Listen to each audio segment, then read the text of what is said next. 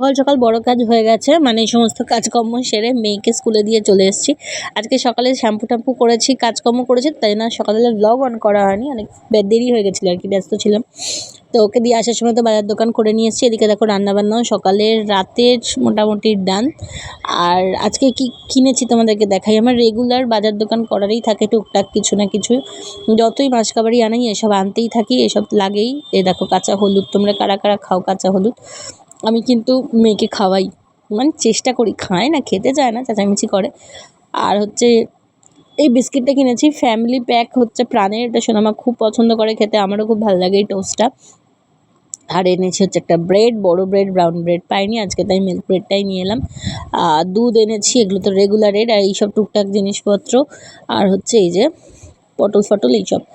আর এই যে মেয়ে আজকে টিফিনে চাউমিন নিয়ে গেছে, চাউমিন নিয়ে চলে এসেছিলো, তো সেটাই একটুখানি খাচ্ছিলাম। আর ওয়েদারটা দেখেছো আজকে কেমন মেঘলা মেঘলা করে আছে, আজকে ব্রেকফাস্টে ওটাই খেয়েছি।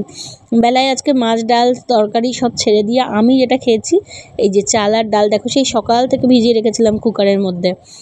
সোনামা মাঝে মাঝে স্কুলে খেয়ে যায়, তো এটা দেখে আমার প্রচণ্ড খেতে ইচ্ছা যাচ্ছিলো কদিন ধরে, যে আমি ওর মতো করে ওরকম ডাল সেদ্ধ আলু সেদ্ধ দিয়ে ভাত খাবো। যাই হোক, আলু সেদ্ধ দিইনি, আলু যেহেতু ভাজা করেছিলাম, আলু ভাজা দিয়েই খেয়েছিলাম।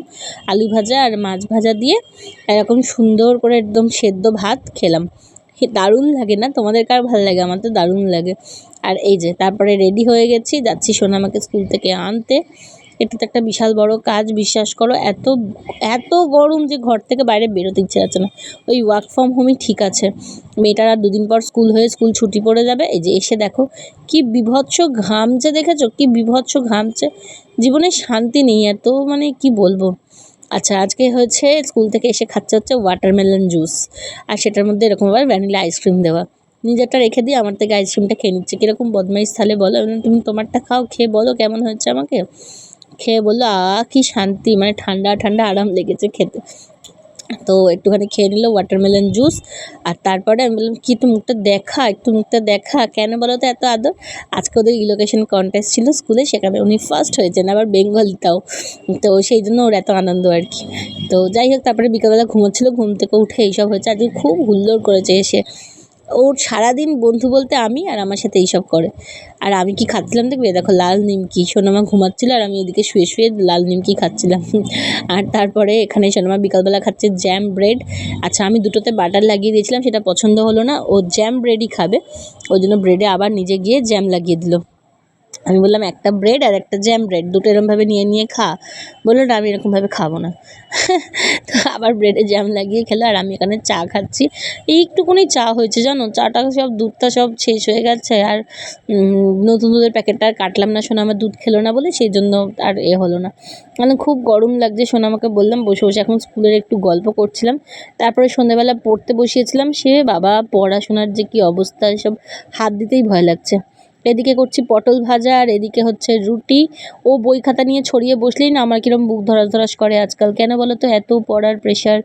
বিশ্বাস করো, আইসিএসসি বোর্ডে ইংলিশ মিডিয়ামে এত পড়ার প্রেশার না, যে কী বলবো।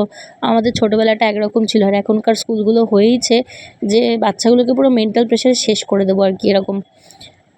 আজকে ডিনারে পটল ভাজা, ডিম ভাজা, এই যে মেয়ের প্রসাদ টিফিন এসছে সেটাও ছিল, সেটা রুটি শসা এইসব দিয়ে খাচ্ছি। আর এখানে শোনো, আমার হোমওয়ার্ক এখনও শেষ হয়নি, আর কটা বাজে দেখবে, দেখো 10টা।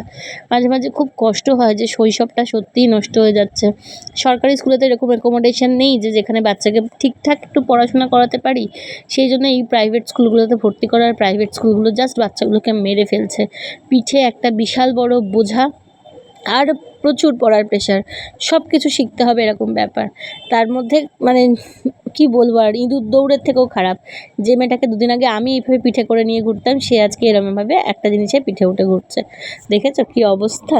বাবা, আমি এই কথাটা বললাম বলে ও আবার এই দেখো বাবা এর পিঠে উঠে ঘুরে বেড়াচ্ছে। না, ওর বক্তব্য হচ্ছে আমি এখনও অতটাও বড় হয়ে যাইনি। যাকে ঠিক আছে, চলো, এইসব হচ্ছে ঠিক কথাই, কিন্তু এখনও ডিনারটা শেষ হয়নি। এই দেখো 11টা বাজতে যায়। চলো টাটা, ব্লগটা শেষ করি।